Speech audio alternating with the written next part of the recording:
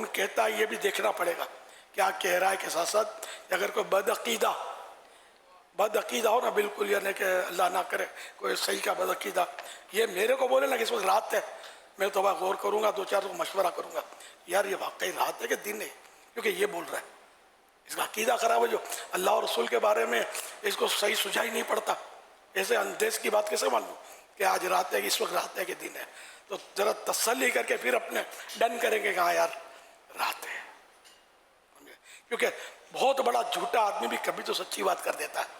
یہ جھوٹا اس وقت جو کہہ رہا ہے سچی بات ہے، ہے تو رات. یہ میں آپ کو سمجھانے کے لیے عرض کر رہا ہوں کہ اپنا ایمان مضبوط رکھیں، اپنا عقیدہ مضبوط رکھیں.